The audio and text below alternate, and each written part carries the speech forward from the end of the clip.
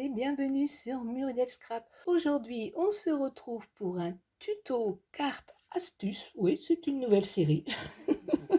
On va voir dans cette petite vidéo comment sécher rapidement les feuilles, renforcer la solidité des feuilles séchées, comment les embosser à chaud grâce à une astuce de la chaîne Del Bellos Design, et comment les coloriser au mica et bien sûr comment les coller. Donc 2 cartes, 5 astuces, ça vous tente? Allez, c'est parti. J'ai coupé dans le jardin des feuilles.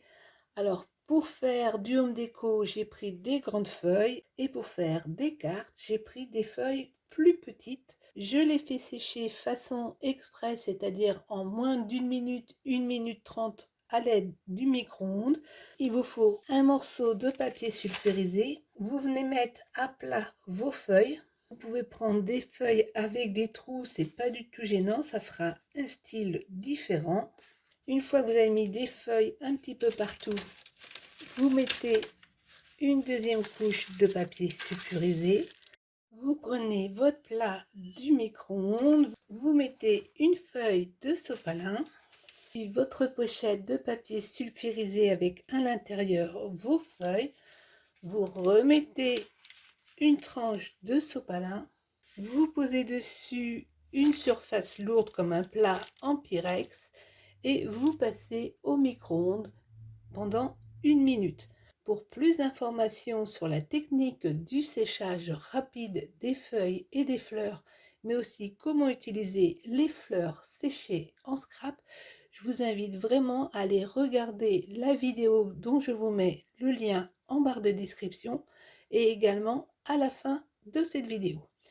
Une fois que ce gros sandwich est fait, on passe le tout au micro-ondes. Une fois que vos feuilles sont sèches, c'est là que commence l'astuce de Del Bellos Design. Vous allez préparer de la colle acrylique. Alors personnellement, j'utilise celle-ci que j'adore, mais vous pouvez très bien utiliser la Tacky Glue. Je suis venue mettre un tapis de silicone, j'ai préparé mes petites épingles, tout simplement parce qu'on va venir recouvrir de colle nos feuilles. On les recouvre de colle tout simplement pour qu'elles se solidifient, parce qu'une fois sèches, les feuilles sont quand même fragiles. Et on fait également l'autre côté. Une fois que c'est fait, vous mettez donc à sécher soit sur une petite corde tendue au bord de votre fenêtre, soit sur votre sèche-linge. Alors là, comme on a une magnifique journée automnale, ça va sécher très très vite. Donc vous voyez, une fois sec, l'avantage c'est que vos feuilles séchées sont nettement moins fragiles. Je peux les bouger, évidemment, il ne faut pas que je fasse n'importe quoi, mais ça supporte bien le mouvement. Donc ça va résister à ce qu'on va leur faire faire. Même sur des feuilles de mimosa qui sont extrêmement fragiles, et bien là vous pouvez faire des choses avec votre feuille sans risquer de tout casser. C'est vraiment très intéressant de mettre de la colle préalablement. On va maintenant s'amuser avec nos poudres à embosser. Ça peut être des poudres à embosser de la marque Wahoo, parce que pour celles qui me suivent, vous savez que j'adore cette marque au niveau des poudres d'embossage. Mais vous pouvez tout à fait utiliser les poudres d'embossage de chez Action. Il n'y a aucun problème. Donc on prépare les poudres qu'on veut. Je mets un peu de poudre à embosser sur mon tapis en silicone. Vous pouvez les mélanger pour obtenir des effets un peu différents. Je mets à nouveau de la colle, toujours Maggiotto. Et comme d'habitude, vous pouvez prendre la Tacky Glue. Je prépare mon heat gun. Une pince à linge, mais cette fois-ci, je prends une grande pince à linge parce qu'on va tremper nos feuilles dans la poudre. Donc pour pas nous chauffer les pattes, il vaut mieux prévoir. Je mets à nouveau de la colle sur ma feuille. Sur mon tapis en silicone, je mets différentes poudres d'embossage. Alors là, c'est de la Relief Gold de chez Zinc. J'ai mis également des poudres de chez Wahoo. Mais vous pouvez tout à fait le faire avec des poudres de chez Action. Il n'y a pas de problème.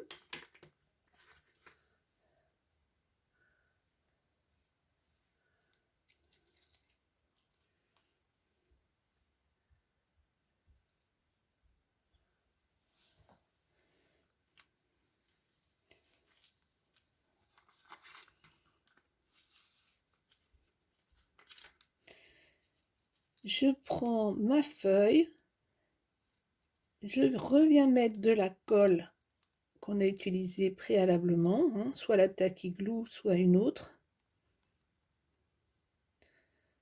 Alors là, elle est très grande, je ne suis pas obligée de faire tout en même temps. Alors, je vais faire que la moitié. Et je vais venir prélever de la poudre en appuyant. Donc ça va faire des effets aléatoires.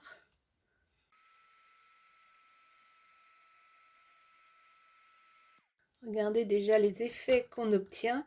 Après, c'est à vous de jouer en fonction de ce que vous souhaitez obtenir comme couleur.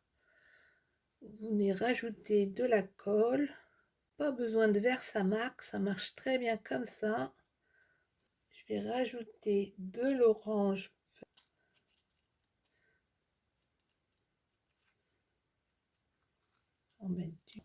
Pensez par contre à chaque fois à écarter vos poudres avant de chauffer, sinon vous allez perdre de la poudre.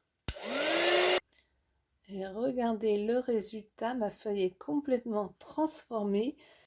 Alors quand vous avez 3 feuilles comme ça, le plus simple c'est de les travailler séparément. Regardez les effets comme c'est sympa comme tout ça. Je trouve qu'il manque de la matière. Eh bien je viens tout simplement remettre de la colle, le tremper dans la poudre rose.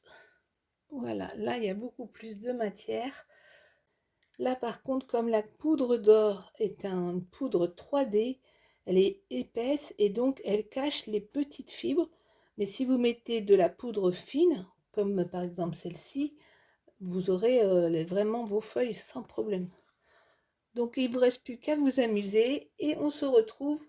Donc il ne me reste plus qu'à m'amuser avec mes feuilles et on se retrouve pour faire la carte.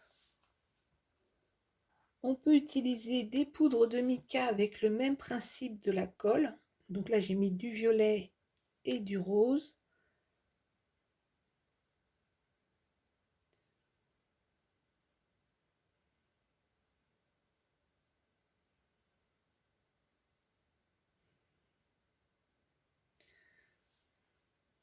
Je vais venir en mettre un peu par-ci, un peu par-là.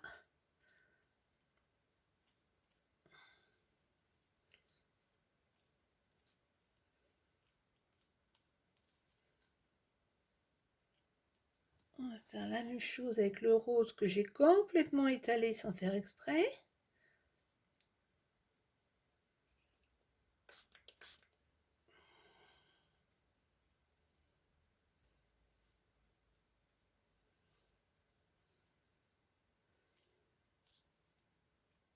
Voilà, les feuilles sont prêtes à être utilisées soit sur nos cartes, soit dans nos home déco.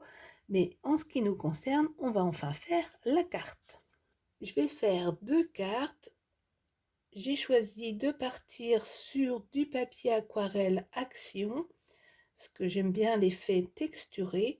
J'ai découpé un premier carré de 15 cm sur 15, un deuxième carré de 13 cm sur 13, et le dernier carré, toujours dans le même papier, de 12 cm sur 12, mais cette fois-ci, je vais le poser côté lisse, parce que comme je veux tamponner, je pense que ça sera plus facile. Pour la deuxième carte, à l'aide de die, j'ai découpé, toujours dans le même papier, 3 rectangles. Le premier fait 15 cm sur 10,5, le second fait 13 cm sur 9 et le dernier fait 11,5 sur 7,5. J'ai fait attention avec le morceau qui viendra sur le dessus de positionner le côté lisse ici et non celui-là. Sur mon plus grand carré, je vais faire des petits traits. Donc je mets de ma règle roller shader. Ça c'est vraiment idéal, ça va super vite. C'est un petit gadget, mais je dois vous avouer que j'aime beaucoup cette petite règle. Je trouve que ça me fait gagner un temps fou. J'ai mis de la mousse 3D sur le deuxième carré. Donc vous voyez, je ne fais jamais aller ma mousse jusqu'au bout parce que je n'aime pas quand on voit la mousse. Donc on a déjà un petit effet. On va maintenant passer au dernier carré qui est le plus lisse. Comme je veux rajouter un sentiment, je décide de l'endroit où je vais placer mon sentiment et approximativement où sera ma feuille. Je commence par tamponner.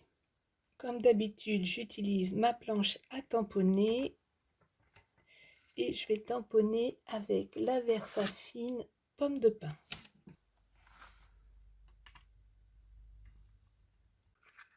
J'ai mis de la mousse 3D également avant de coller mes feuilles, tout simplement parce que je vais peut-être en faire déborder.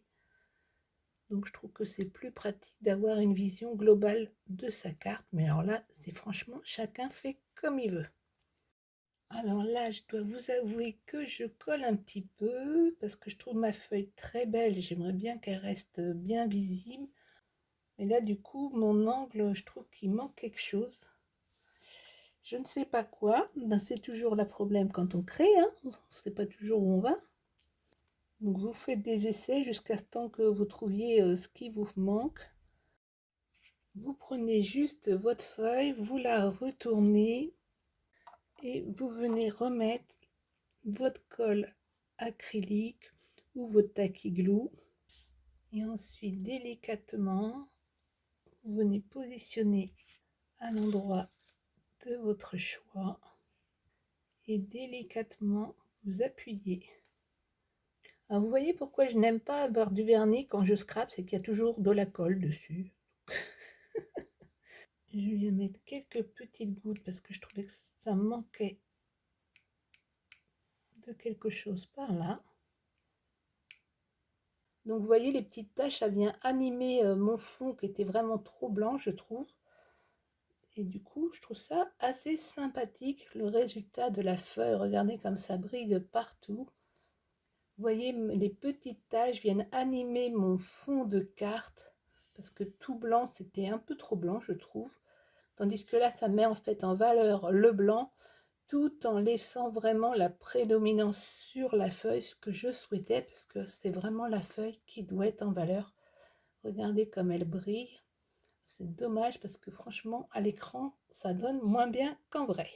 Pour la deuxième, j'ai commencé par faire un fond avec des tampons feuilles. Et je vais venir coller mes feuilles par-dessus pour amener un petit peu de relief. Donc je n'ai pas mis de la colle partout volontairement.